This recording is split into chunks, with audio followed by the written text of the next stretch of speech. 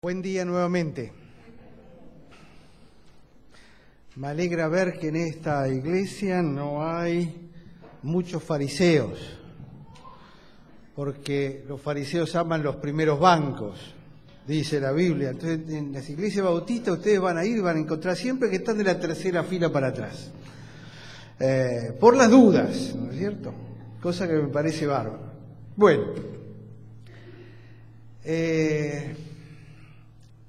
a mí mucho la historia no me gustaba en la escuela primaria o secundaria, pero he aprendido a disfrutar de la historia cuando uno se da cuenta que la historia le permite entender mejor un montón de cosas.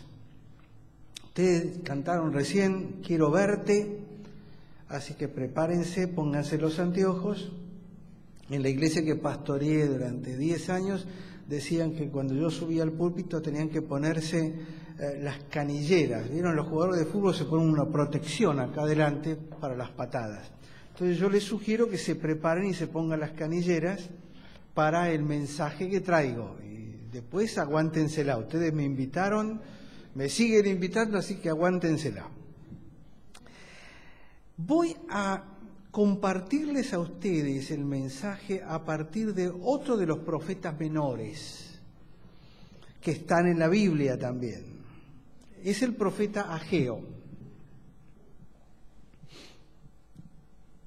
Profeta Ageo. Les voy a dar un tiempito para buscarlo. Probablemente van a necesitar unos 10 minutos o algo así. Está en el Antiguo Testamento. Está después de los profetas mayores vienen todos los profetas menores. Y dentro de los profetas menores está Ageo. Mientras tanto les cuento, este profeta Ageo, ¿por qué me puse a estudiarlo un día? Porque ustedes saben, algunos de ustedes saben que yo trabajé en el Instituto Haggai en los Estados Unidos y estuve ahí bastante tiempo. Entonces Haggai en inglés significa Ageo, es el profeta Ageo, es el mismo nombre. Entonces dije, bueno, trabajando en el Instituto Haggai, por lo menos que puedo hacer es leer el profeta Ageo.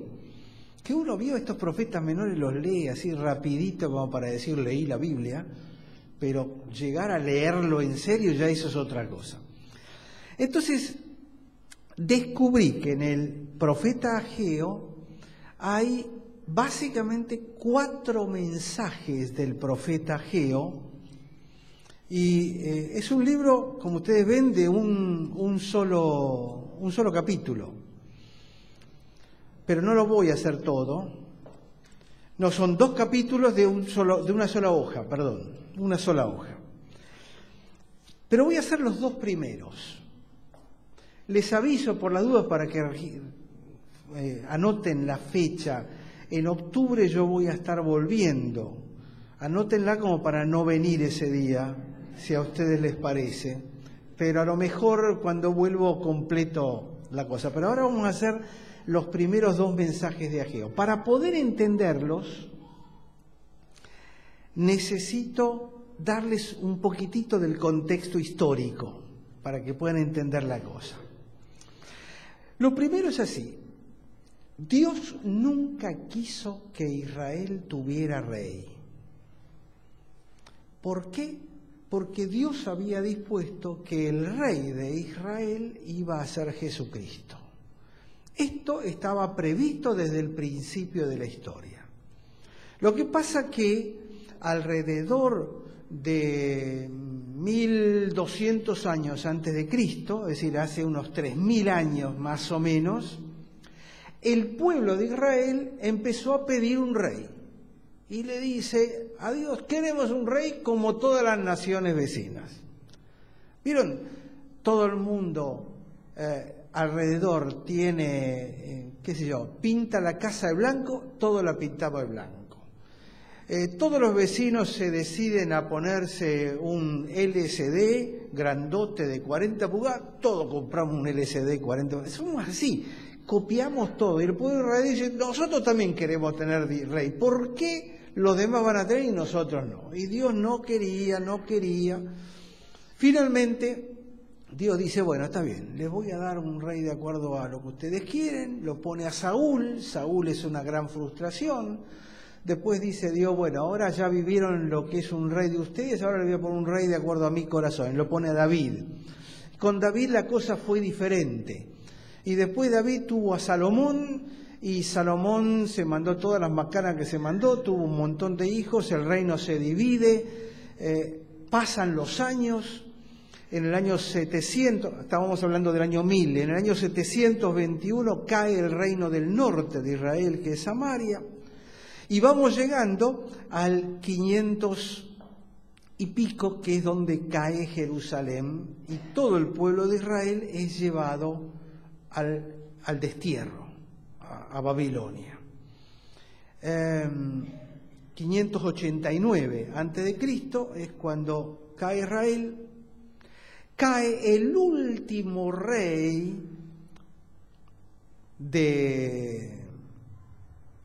de Israel, que es Sedequías. Durante todos esos años hubo reyes buenos, malos, un desastre, pero el último rey, antes de que viniera Jesús, fue Sedequías. Y era el rey que cayó cuando Babilonia invade Jerusalén, la destruye el templo que había construido Salomón. Era un templo, ¡wow! Era como, qué sé yo, como el templo de la Sagrada Familia, ¿vieron el que querían volar los terroristas? Era una cosa así excepcional por el oro que tenía, y la plata, y la madera de calidad. Era una cosa de locos, realmente era una cosa de locos.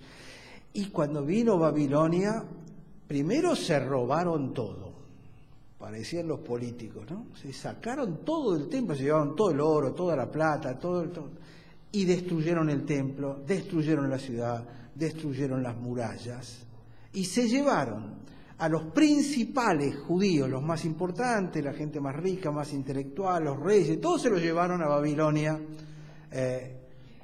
y ese es lo que se conoce como el destierro babilónico. Y allá están una cantidad de años los judíos. Y los judíos se quedaron allá en Babilonia, que sería hoy Irak, hasta el día de hoy.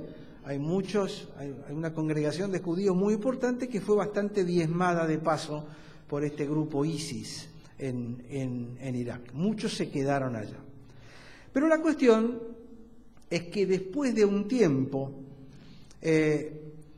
exactamente en el año 538 a.C., es decir, unos 50 años más o menos, 60, después de habérselo llevado, empieza el regreso. Ahí aparece el profeta Nehemías, Esdras, se reconstruyen las murallas de Jerusalén.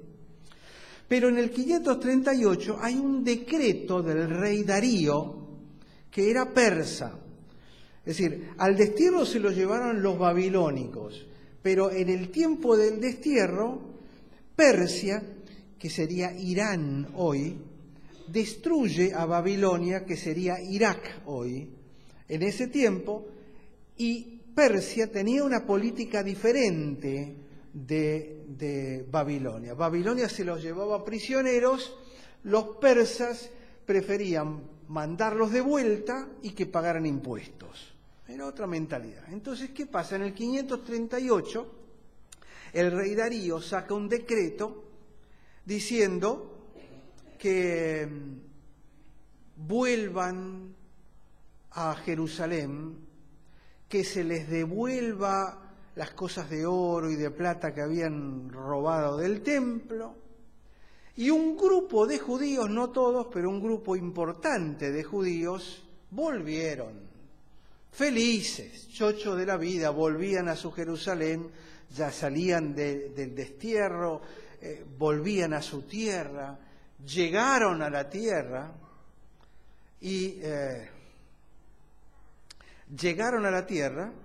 y se empiezan a instalar en Jerusalén. Pasaron 18 años desde que volvieron, 18 años más. Es Es decir, que llegamos al año 520 antes de Cristo. Les voy a dar fecha, que es lo más horrible de la historia, ¿no? Pero para que tengan noción o entiendan los mensajes del profeta Ageo. Entonces pasan 18 años y dice así el profeta Ageo. Ageo capítulo 1. En el año segundo del rey Darío, en el mes sexto, en el primer día del mes, es decir, 1 de junio del año 520. 1 de junio del año 520. Viene palabra de Jehová por medio del profeta Ageo a Zorobabel, hijo de Salatiel, gobernador de Judá, y a Josué, hijo de Josadac, sumo sacerdote. Me detengo un segundo allí para marcarles. Son dos personas. Uno es Zorobabel, el otro es Josué. Zorobabel era el gobernador. Zorobabel era el nieto de Sedequías, el último rey que había tenido Israel. Es decir, que por línea hereditaria, Zorobabel debería haber sido el nuevo rey. Pero no era el nuevo rey, era solamente el gobernador. ¿Se entiende? Esto es un detalle importante. Y Josué era el sumo sacerdote. Fíjense que aun cuando Dios, allá lejos y hace tiempo, lo pone a Saúl como rey, conserva a Samuel como su sacerdote. Es decir, los dos roles, el político y el religioso, estaban divididos. Acá siguen divididos. Ya no es rey, es gobernador, y el otro es sumo sacerdote.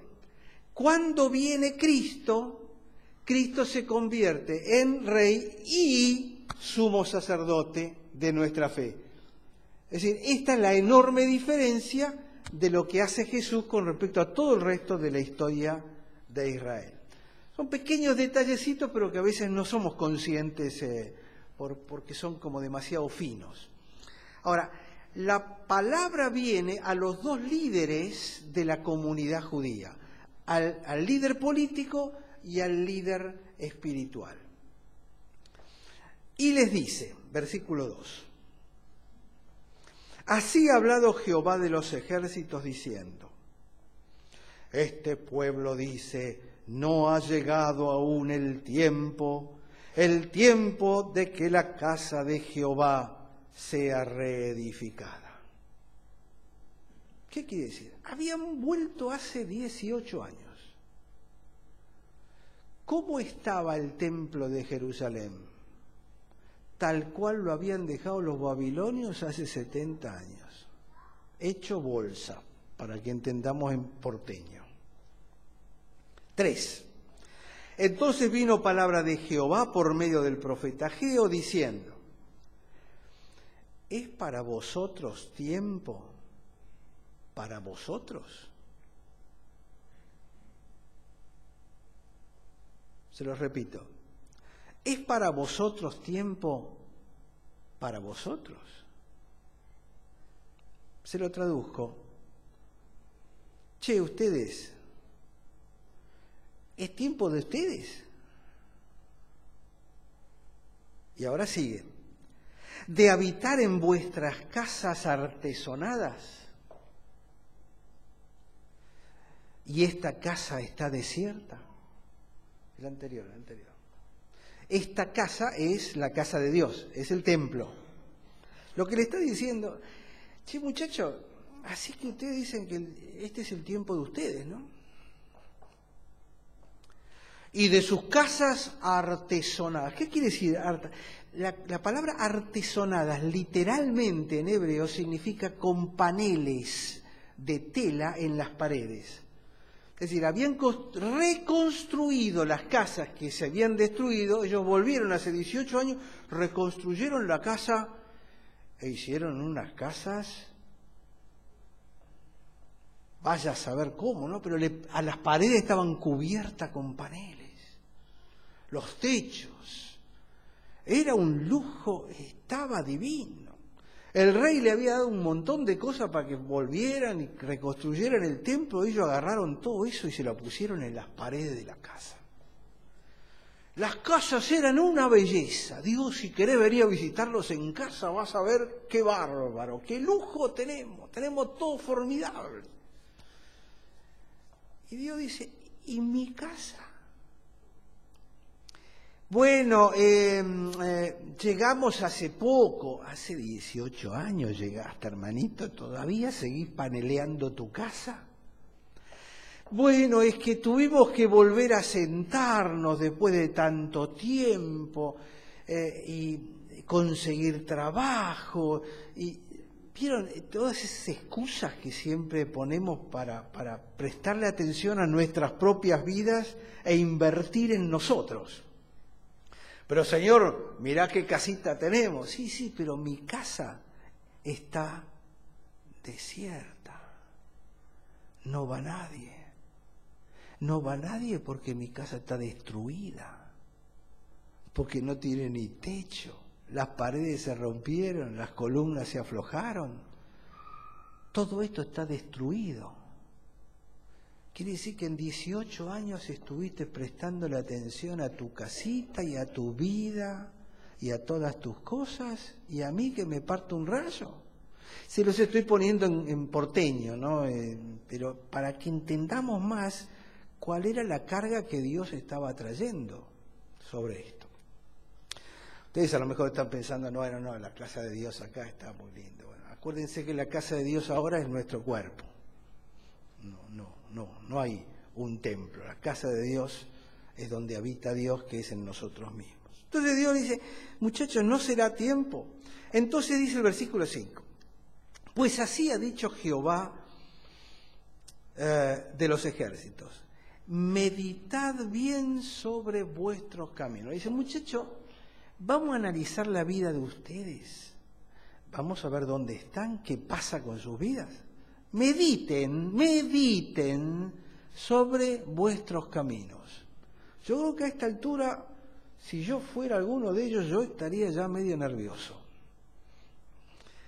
Y dice, siembran mucho y recogen poco. Comen y no se sacian. Beben y no quedan satisfechos. Se visten y no se calientan, siguen teniendo frío. Y el que trabaja por un jornal, recibe su jornal en un bolsillo roto. ¿No les suena? No sé, si ustedes abren Crónica y leen el libro Crónica, yo creo que es lo que va a aparecer, ¿no? Dice, muchachos, mediten bien. Trabajan como locos y no llegan a fin de mes. Comen y no tienen para comer proteínas, porque no les alcanza. Beben y no les alcanza tampoco. Se visten y siguen teniendo frío, con lo que vale el gas. Y cuando trabajan, ganan, le reciben la plata, la llevan a casa y su mujer se las dispara en 15 días. Díganme, ¿no hay algo que están dando mal? Y yo diría que es la descripción de lo que está viviendo el argentino promedio hoy. Que de paso es un argentino que a Dios no le presta la más mínima atención ni le interesa. Entonces no te quejes, hermano. Dios te está diciendo, miren lo que está pasando. 7. Así ha dicho Jehová de los ejércitos, meditad sobre vuestros caminos. ¿Estamos hasta acá? ¿Se identifican con esto de alguna manera? Entonces acá viene la instrucción de Dios. 8. Suban al monte, traigan madera, reedifiquen la casa, pondré en ella mi voluntad y seré glorificado, ha dicho Jehová. Lo que les está diciendo es, miren, 18 años tuvieron para hacerse sus casitas y no les va bien. Muchachos, mi casa está desierta, está destruida y para mí no hicieron nada. Vayan, consigan madera y reconstruyan mi casa. Es decir, trabajen un poco para mí. No me dejen tirado para los domingos a la mañana. Acá tenés una responsabilidad conmigo. Yo te di 18 años para que te empaneles la casa, está bien. Pero muchachos, ya es tiempo de que hagan algo para mí. Que empiecen a pensar un poco en Dios y no en ustedes mismos todo el tiempo mirándose el ombligo. Y entonces vuelve al mismo argumento Dios, versículo 9. Buscan mucho y hallan poco. Encerráis en casa y yo lo disiparé de un soplo. Si vos lo traes y te desaparece. ¿Por qué? Dice Jehová de los ejércitos, porque mi casa está desierta y cada uno de ustedes corre a su propia casa. A ustedes les interesa su casa, su vida, y mi casa sigue desierta. Por mí no hacen nada. Por eso, muchachos, se detuvo, el 10. Por eso se detuvo de los cielos sobre vosotros la lluvia, y la tierra detuvo sus frutos. Y llamé la sequía sobre esta tierra, y sobre los montes, sobre el trigo, sobre el vino, sobre el aceite, sobre todo lo que la tierra produce, sobre los hombres, sobre las bestias, sobre todo trabajo de manos. Y uno mira cómo anda el mundo y cómo andan los países y cómo andan las cosas y uno dice, ¿por qué inundaciones y por qué las sequías y por qué? Porque Dios tiene que llamarnos la atención de alguna manera. Porque si no es a través del bolsillo, no puede tener nuestra atención. En las buenas nadie se acuerda de Dios. Cuando todo anda lisito, nuestra oración baja a la 10ª parte. Cuando empieza a andar mal, ahí empezamos a orar y a acordarnos de Dios. Señor, mira lo que me pasa. Sí, ya sé. Es la única forma que parece que tengo de poder sacudirte y que respondas a mi llamado. Las cosas no ocurren por casualidad. Los países no les va como les va por casualidad. Europa no le va como le va con los ataques de casualidad. Europa se olvidó de Dios, que fue quien la formó. Europa dejó de lado el cristianismo que le dio todo lo que tiene, incluyendo la libertad,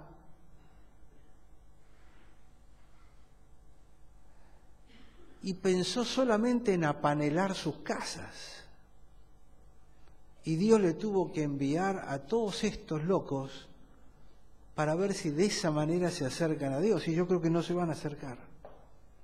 Como en Estados Unidos cuando fue el 11 de septiembre, el ataque ese, durante 3 o 4 meses las iglesias llenas. Todo el mundo iba a la iglesia. Pasaron los 3 o 4 meses, no hubo otro avioncito chocando otro, y la gente se volvió a sus casas, apaneladas, a poder disfrutarlas. Porque así somos. Versículo 12.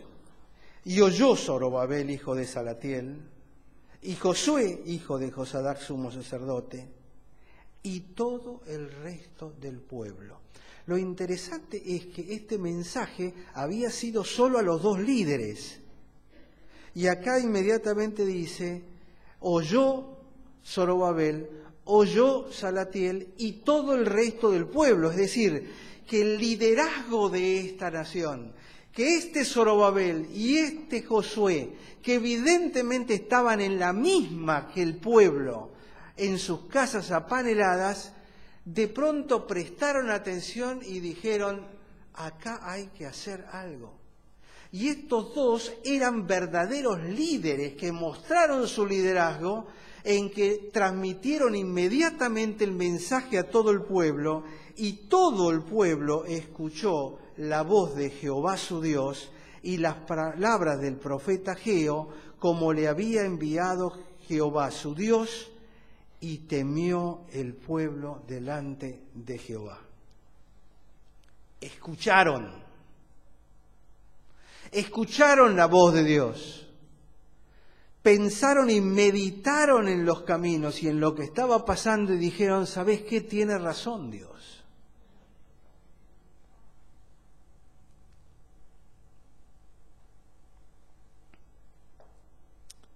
Entonces Ageo, enviado de Jehová, habló por mandato de Jehová al pueblo y les dice, yo estoy con ustedes.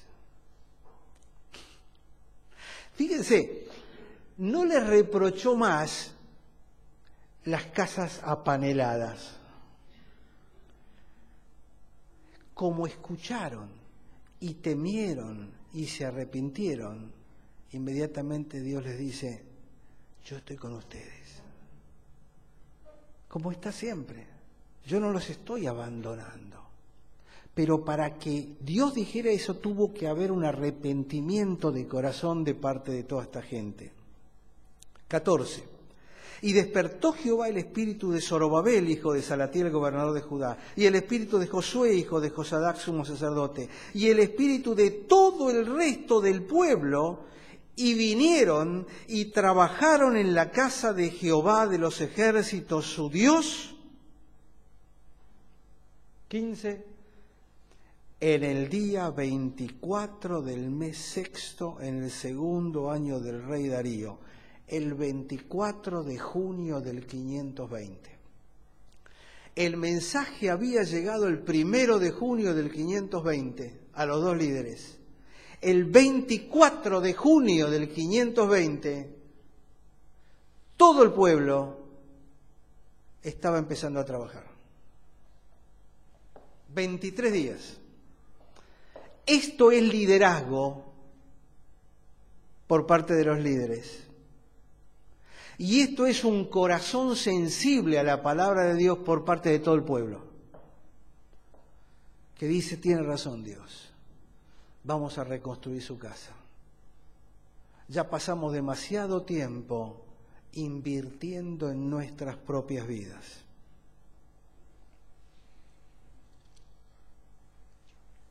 Este es el primer mensaje. Y el primer mensaje creo que se resume en esto.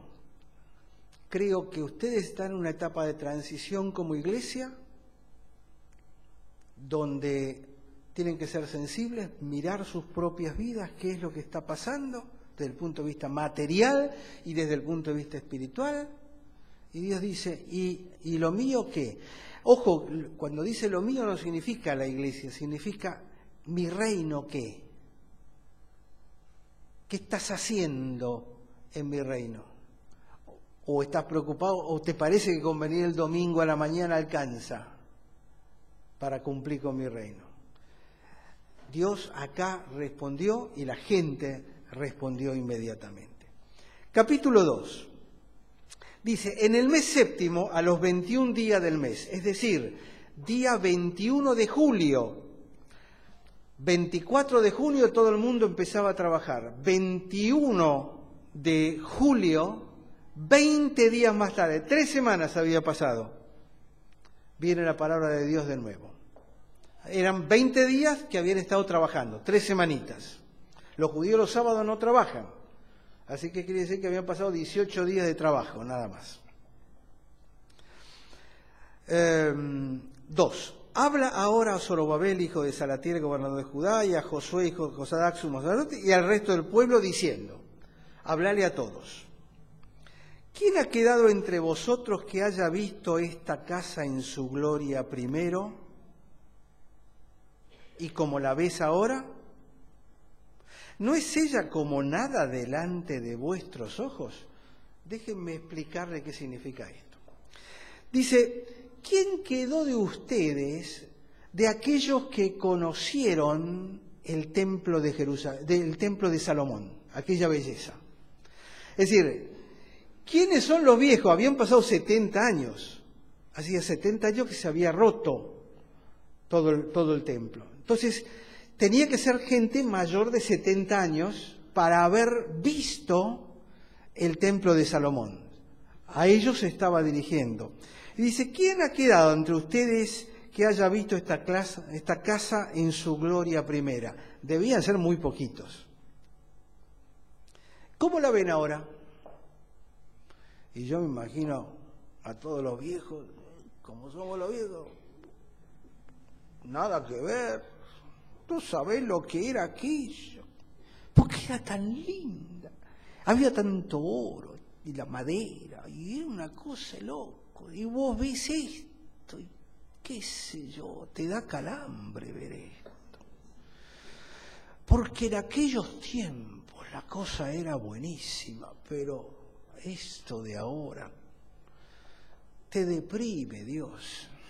Mira cómo están haciendo esto. No lo están haciendo con la calidad, no lo están haciendo con el oro. Estos no son como los buenos viejos tiempos. Esta es una traducción de este versículo al lenguaje moderno de las iglesias, ¿no? A veces decimos todo tiempo pasado fue mejor. Es cierto, los viejos tenemos esa tendencia a decir eso. Pero acá viene la pregunta directa, ¿cómo lo ven ahora?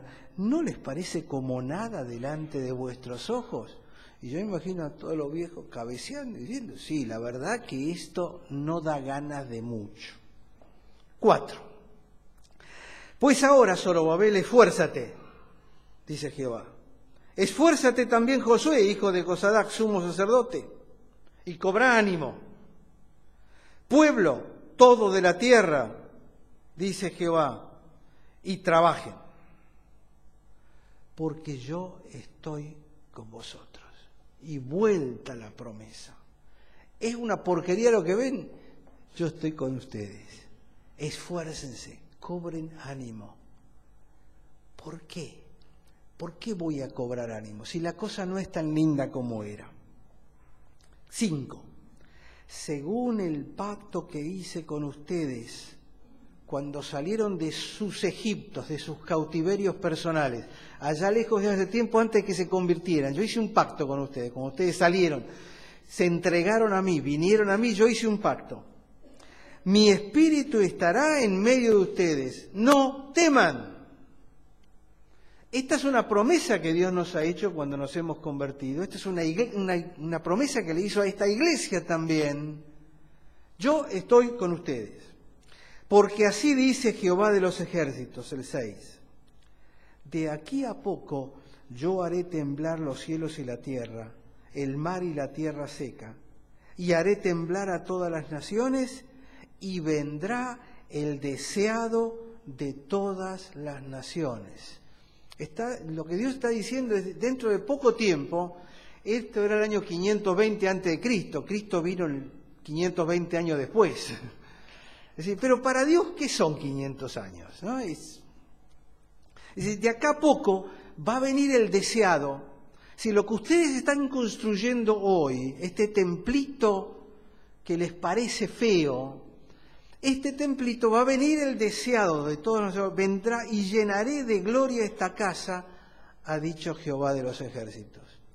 Lo que les está diciendo es, ¿saben qué? Lo importante no es cómo parezca y cómo luzca esta casa, lo importante no es cuánto oro hay, lo importante no es qué clase de madera usan, lo importante no es qué clase de telas utilizan, lo importante no es lo exterior, lo importante es que en este lugar va a venir mi hijo. Lo que hace de este lugar un lugar diferente es la presencia de mi hijo. No son las sillas, no son las cortinas, no son los micrófonos, no es la gente. Lo que hace importante este lugar es la presencia de Cristo. Y si la presencia de Cristo no está, sí, el lugar es una porquería. Y si Cristo está, el lugar es una gloria total. ¿Por qué trabajamos en una iglesia? ¿Por qué trabajamos extendiendo el reino? Por Jesucristo, no por el nombre de la denominación, no por el nombre de la iglesia, no por el nombre del cristianismo, lo hacemos por el Cristo que originó todo eso. Eso es lo que le da sentido absolutamente a todo. Y esto es lo que les está diciendo a todo el pueblo.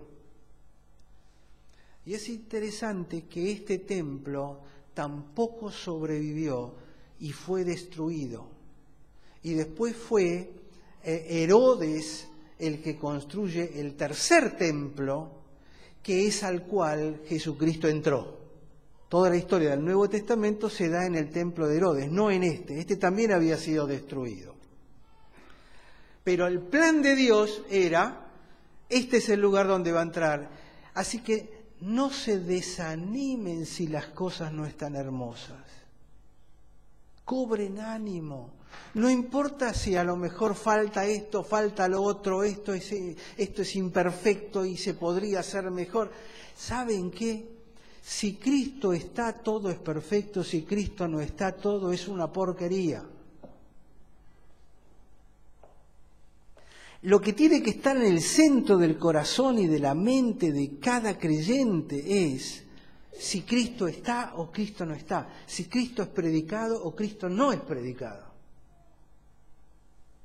Por eso el próximo versículo, el 8, Dios dice así: mía es la plata, mío es el oro, dice Jehová, yo no lo quiero en las paredes.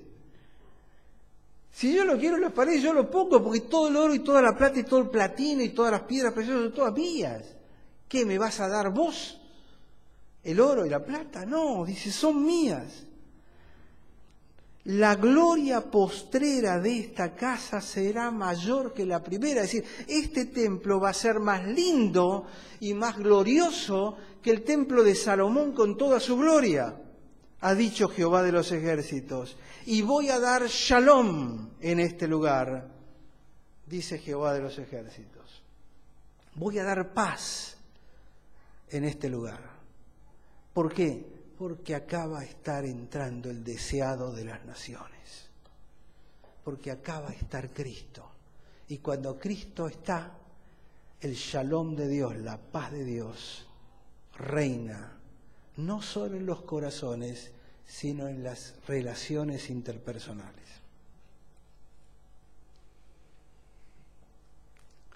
Habían pasado 20 días y los líderes habían movilizado al pueblo. Pasaron otros 20 días y el pueblo ya estaba desmoralizado porque parecía que lo que hacían no tenía mucho sentido.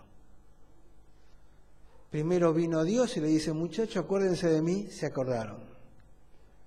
Y cuando estaban desmoralizados, Dios aparece de nuevo y le dice: muchachos, arriba el ánimo, cobren ánimo, yo estoy con ustedes. Lo importante es si el deseado de las naciones está o no está. Entonces, permítanme decirle, iglesia de Ituzaingó, cobren ánimo, porque lo importante es que acá está la presencia del Hijo de Dios. Y tiene que seguir estando. Y Dios quiera que esté en cada uno de sus corazones.